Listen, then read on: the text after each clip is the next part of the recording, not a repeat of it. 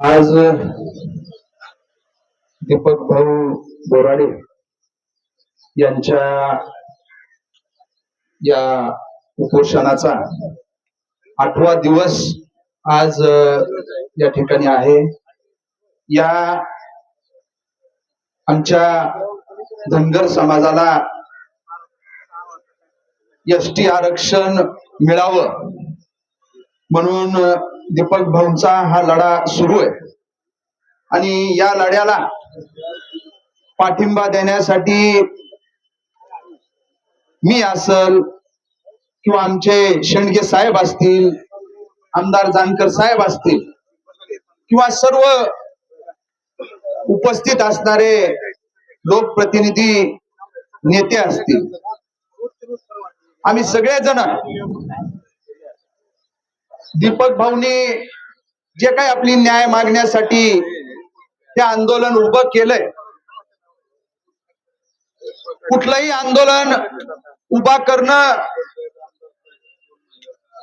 ही काही साधी गोष्ट नसती आणि 8-8 दिवस अन्नाचा कण पोटामध्ये न राहता ते आपण त्याच्यामध्ये सातत्य ठेवायचं आणि हा लढा अविरतपणे चालू ठेवायचा.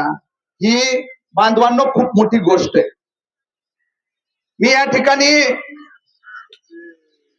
एक जबाबदार लोकप्रतिनिधी म्हणून धनगर समाजाच्या एसटी आरक्षणामध्ये समावेश व्हावा, जो की आहेच, त्याची अंमलबजावणी व्हावी, ही जे काही मागणी घेऊन दीपक भाऊनी लढा उभा केला, मग तो जालन्यापासून त्याची सुरुवात झाली आणि आज या मुंबई या ठिकाणी अर्थसंकल्पीय अधिवेशनाच्या निमित्तानं ते गेल्या 8 दिवसापासून या ठिकाणी उपोषण आझाद मैदानावर करतायत.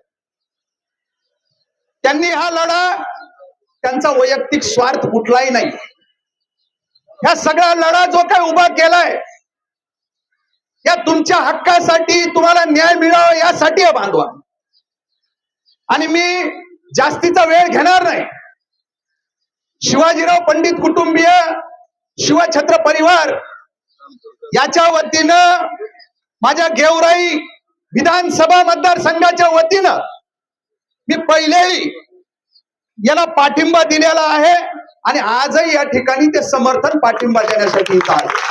आणि शेवटी एवढंच सांगल की तुम्ही लक्षात घ्या, दीपक भाऊची काय तळमळे, आम्ही इथं येणार, भाषण ठोकून जाणार, समर्थन देणार, पाठिंबा देणार, राज्याच्या कायदे मंडळामध्ये जेव्हा जेव्हा आम्हाला तिथं मांडता येईल तिथं ते मांडणार. परंतु तुम्हाला एकच सांगल, मागच्या काळामध्ये मराठा समाज बांधवांचं आरक्षणासाठी या ठिकाणीच मोठं आंदोलन झालं. ते आंदोलन जे काही झालं, ते आंदोलन यशस्वी झालं बांधवांनी. आणि आज आपण सगळेजण छत्रपती शिवराय असतील,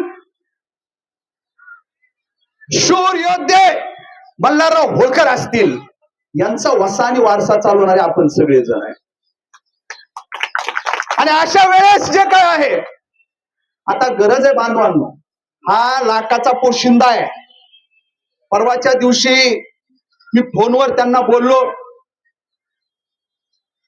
त्यांना फोनवर बोलता सुद्धा येत नव्हतं. आजही त्यांची अवस्था, परिस्थिती काय आहे आपण सगळ्यांनी लक्षात घेतली पाहिजे.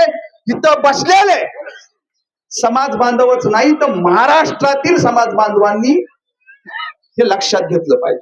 शेवटी जनरेटा हा महत्वाचा असतो, संख्या ही महत्वाची असती.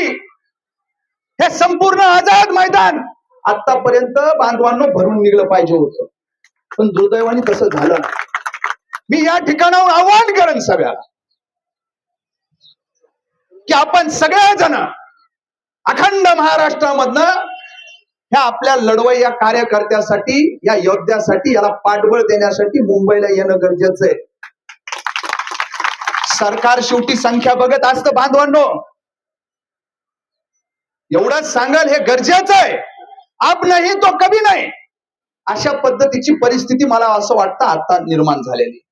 त्याच्यामुळं या मंचावरून आपणही आपले काय जे भाऊबंद असतील, काय जो मित्र परिवार असेल, त्यांना आपण तिकडं फोन करा. इकडं हे आझाद मैदान पुरलं नाही पाहिजे, अशा पद्धतीचं सरकारवर कुठंतरी दबाव त्या जनरेटरच्या माध्यमातून आणण्याची जबाबदारी आपल्या सगळ्यांची त्या ठिकाणी आहे. एवढंच या निमित्तानं आपल्याला आव्हान करतो. परत एकदा या आमच्या योद्ध्याच्या या लढ्याला आतापर्यंत आमच्या गेवराई मतदारसंघातील माझ्या भागातील जे जे लोक इकडं आणता येतील त्यांना मी त्या ठिकाणी सर्वतोपरी त्यांना पाठबळ दिलंय, पाठिंबा दिलाय.